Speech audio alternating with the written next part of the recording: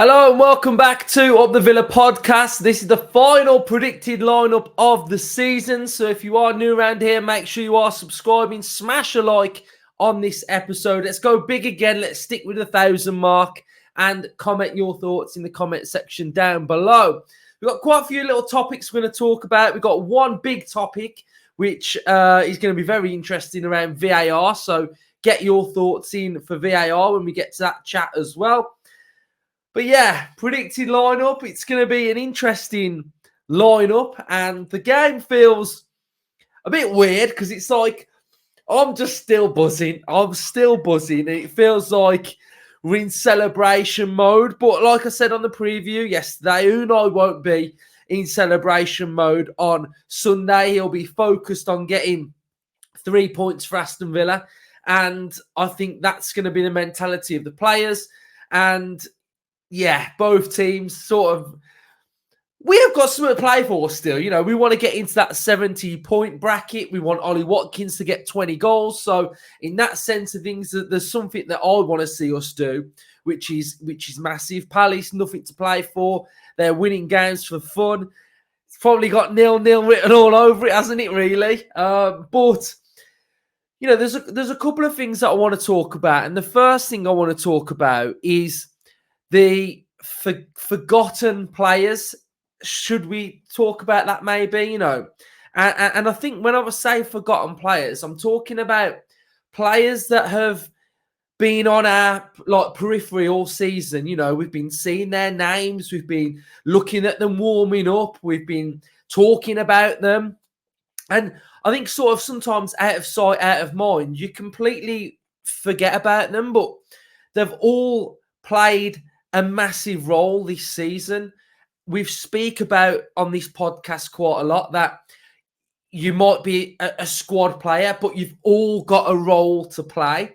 And there's one player in particular that you guys will know that I really rate, and Ryan really rates, and Justin really rates, and that's Omari Kellyman. You know, we've watched him at youth level, and we've been very, very impressed with him. And he hasn't gone out on loan this season. He's been in and around the first team, making the match day squad.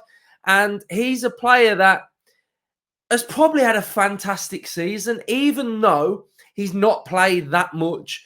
But he's been in and involved around the dressing room. He's been sitting in there at key moments, hearing key team talks from Emery. And there's a lot of players from the under-23s, from the development squads, you know, maybe under-18s, that train with the first team. And when they're training with the first team, they're pushing the first team. They're sort of gaining knowledge on how the first teamers play, but they're just as involved in training as the first 11. And for someone like Kellyman, who's been involved all season, barring his injury that he got just sort of like turn of the year sort of time, he's been there, and I just think what an experience for a player like Kellyman to be involved this season. If we have a little look now at sort of the games that he has been involved in. First game of the season, he was on the bench. Liverpool away, he was on the bench. Chelsea away, he was on the bench. West Ham at home. And then towards the end of the season, he's been on the bench. He got 13 minutes against Manchester City. So he's been heavily involved in the matchday squad. And I think he's a player that really excites me. And I'm going to go into my team in a second of what I would like to see in this game. But Omari Kellyman is a player that, for me, deserves at least a 20-minute spell in this game.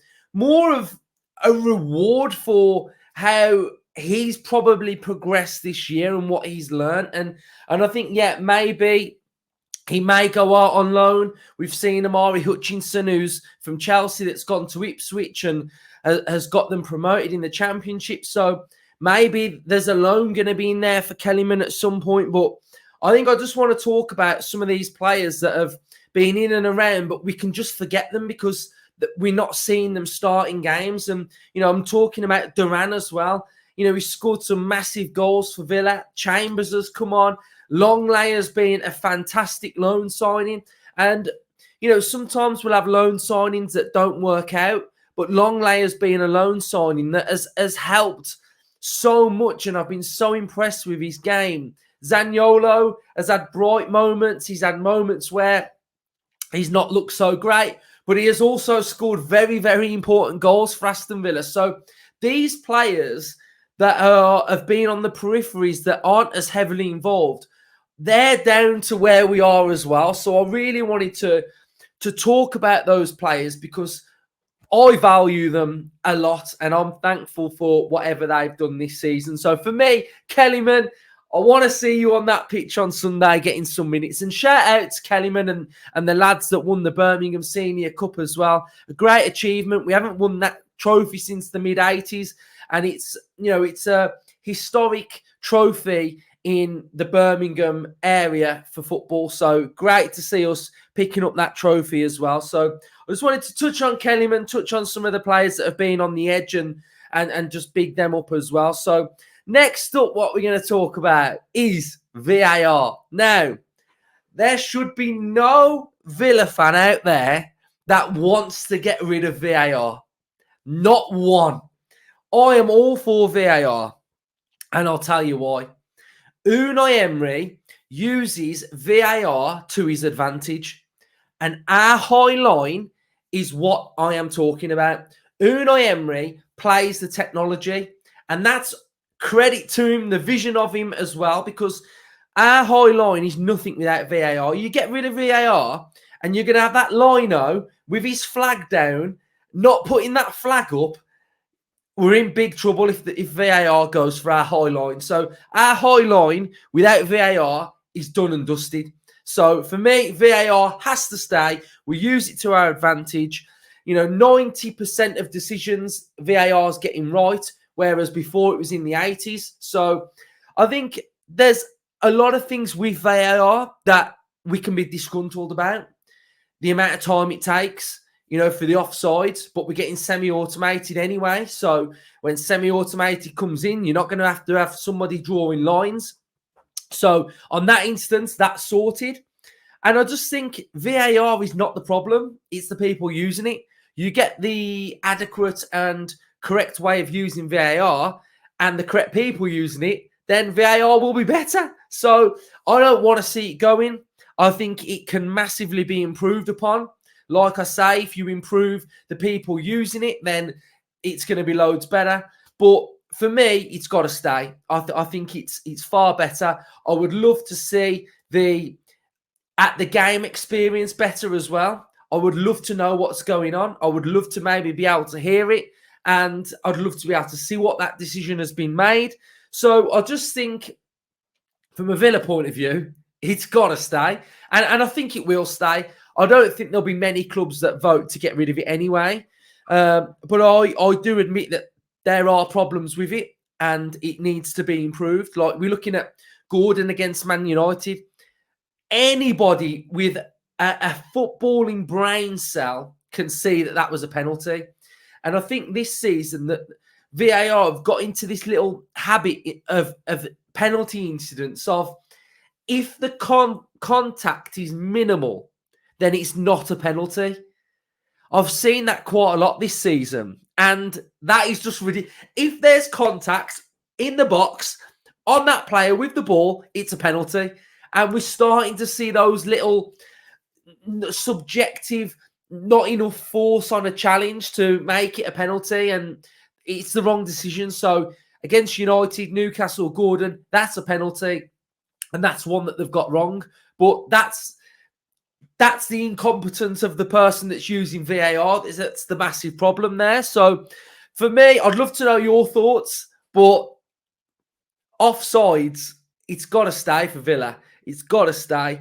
And I would hate for it to go and us not play this whole line. And if there's that new offside rule that might be changing as well. So that sort of hinders us a little bit and the teams that like to play with a high line, because if you're giving the advantage to the attacker, then your high line is that's done and dusted as well. So for me, VAR got to stay. High line, Villa, Unai loves it, uses it to his advantage. So let's now go to the tactical pad and have a little look at what we can expect from Crystal Palace.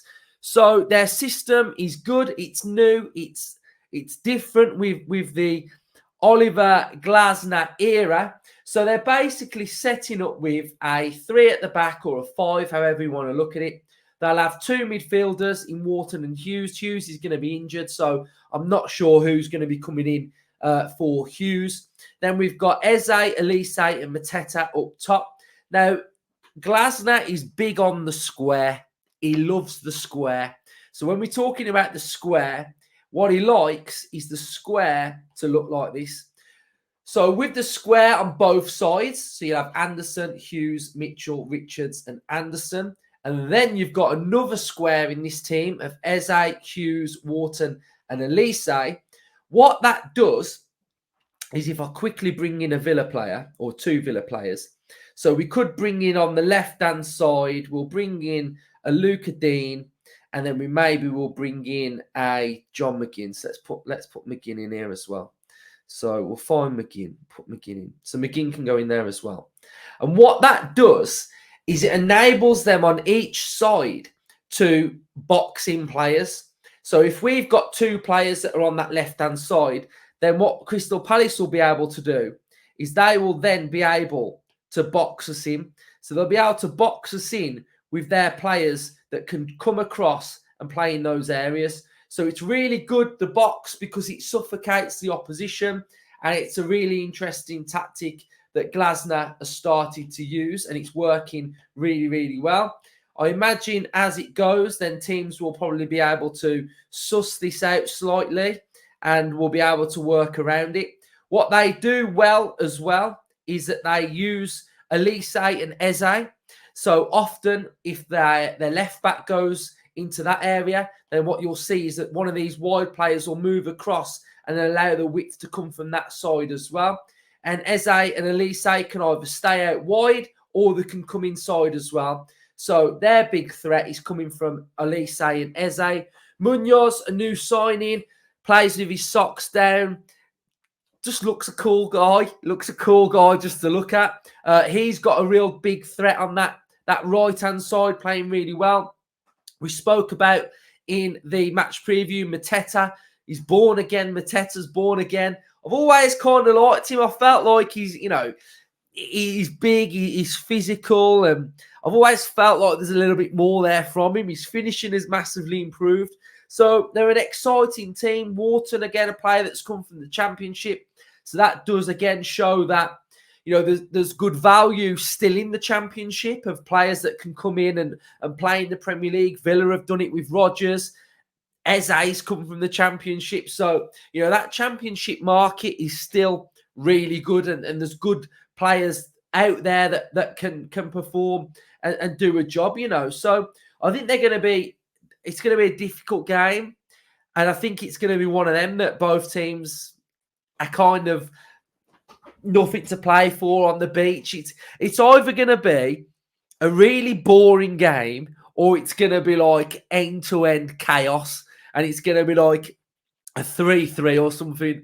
Don't know why I got 3-3 in my head now. Maybe that's the score that I'm going to predict. So, yeah, that's what I'm going with from a Crystal Palace point of view. Villa point of view,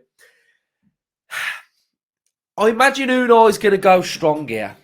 He's going to go as strong as he feels like he needs to go.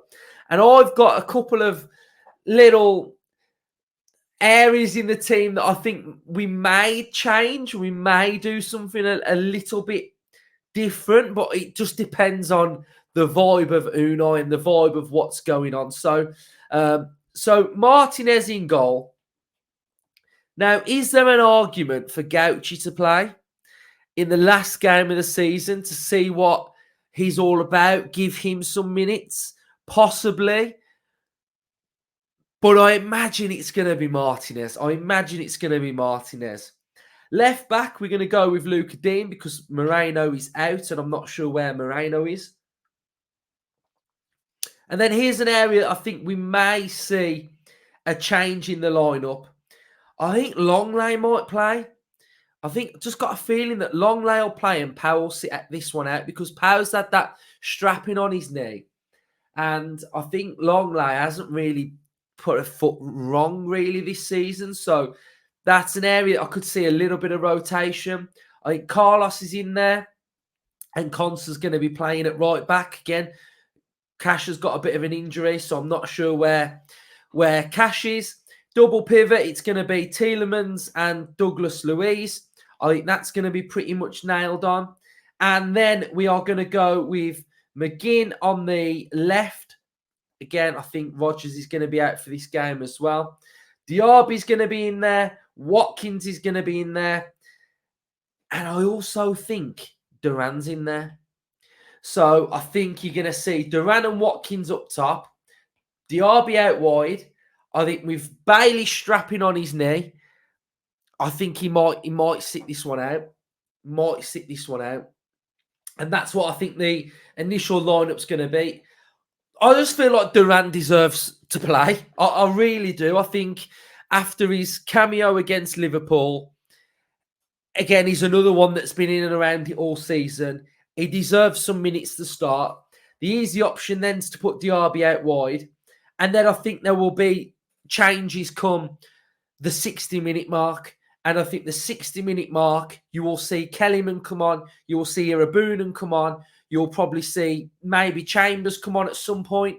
You might see Kesler Hayden come on as well. So I wouldn't be surprised to see youngsters coming on with about 30 to 20 to go, depending on how the game's going. But I think some of them, you see this on the last games of the season where players get that little bit of a reward as well. And I think it's so understandable that those players get it. And, you know, like I said, I'd love to see Kellyman on.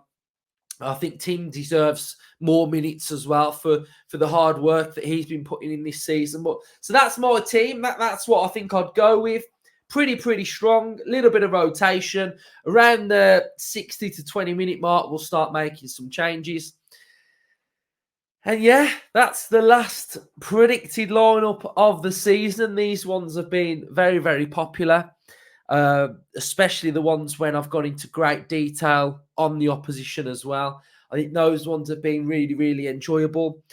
What I would say about the predicted lineups, not so much this one. I don't think I've gone full tactic vibe on this one. But what I've tried to do this season is I've tried to create a vast variety of content. So what I've tried to do is bring a whole team on previews. If no one's free, I do them on my own. And then predicted lineup, I've really wanted to push myself a little bit this season. So, you know, I've wanted to sort of go out my comfort zone a little bit and actually talk about football tactics and more importantly, talk about the opposition teams. I think I've got Villa locked down. I've got Villa locked down. I know how we play. I know pretty much everything about this team. And I think for the opposition side of things, that's just something that I've really wanted to push myself. And, you know, when I've had comments from opposition fans saying, that was absolutely brilliant, you've smashed it, you've nailed it, you know, that's such a compliment to have. So, you know, on that side of things, brilliant. And then we get the other content of opposition's thoughts and fan cams, and you get raw emotion. So I feel like we've got everything that you would sort of want from like a week's worth of content, you know, previews, tactics, how the oppositions are, match reactions, fan cams, raw emotion, and then we've got debriefs of where you get a little bit more back to that tactical side of what happens. So I think that's what I've tried to create this season, and I think a lot of you have enjoyed it. So, you know, I really do like the predicted lineup. It's one that I really, really enjoy, and you know, I get a lot of. I don't know. I just enjoy it. I just really enjoy it. So, yeah, there was this one story that I wanted to talk to you about as well, and I was hearing it the other day, and it was Martin O'Neill talking about like players. So Martin O'Neill was with. So it's all about the Nottingham Forest days of when O'Neill was working under Brian Clough, and O'Neill was early on into like his managerial things, and he was talking about players, and he got sent to go on this scouting mission of looking at this player. So Cloughy took O'Neill with him, and they were looking at this player. I can't remember who it was. I think it was a winger, and they were talking about this player, and O'Neill watched him in the first 20 minutes. He absolutely like ripped it up. He tore the show apart, and he was fantastic. And O'Neill was saying to Cloughy, like, whoa, we've got to sign him. He's class. And Cloughy was like, no. I want to look at him at the end of the game. I want to see how he's performing at the end of the game. It's no good playing well at the start and not doing this at the end of the game. And I just think that's so important of like when we're watching players and we're understanding like players. And because what happened was Diaby's got quite a lot of stick for his performance for some reason against Liverpool. And for me, I thought he was absolutely brilliant. And I think sometimes just because a player might not score, just because they don't score, it doesn't mean that they've had a bad game. Yeah?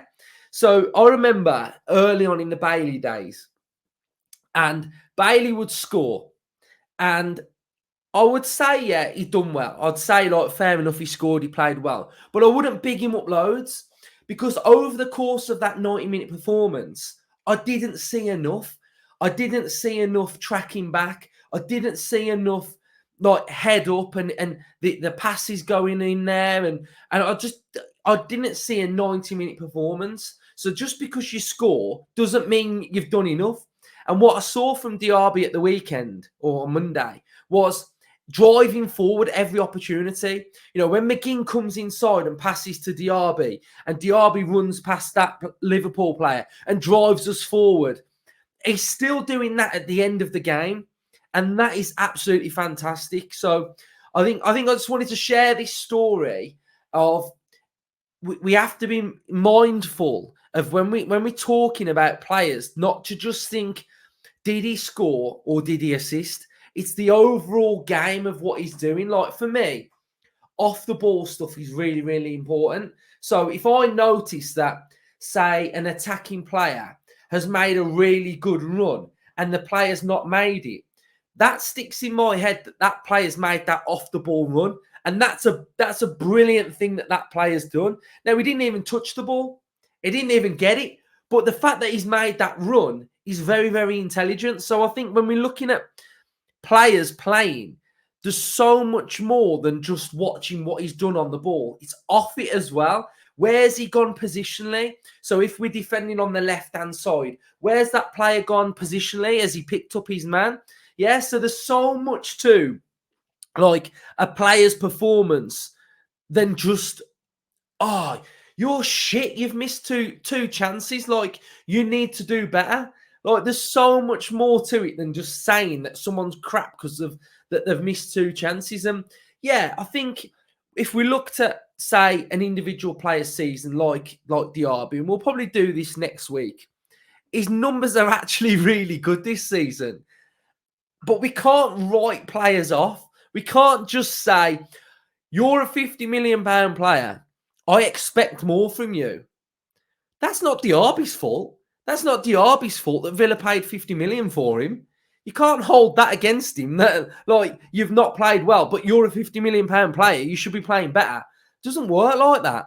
And I think, you know, sometimes we've just got to make sure we're patient and fair and look at the big picture. Like, we've been here before. We've been here before with Bailey.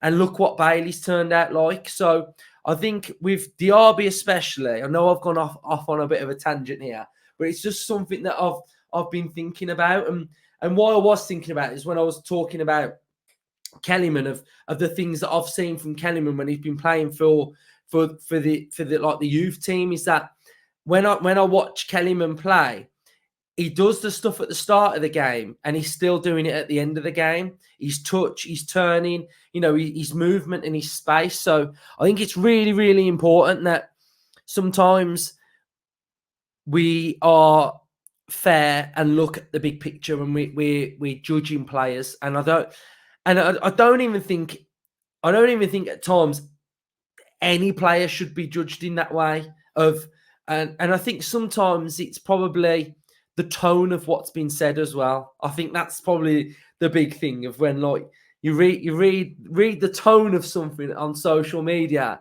and it's like come on, we can't be that unfair to them. So yeah, I've gone off on a bit of a rant, but there we go. So that's just a bigger picture of how I've been seeing things the last couple of weeks as well. So yeah, what we'll have is hopefully we've got the opposition preview coming out. That should be coming out on Saturday.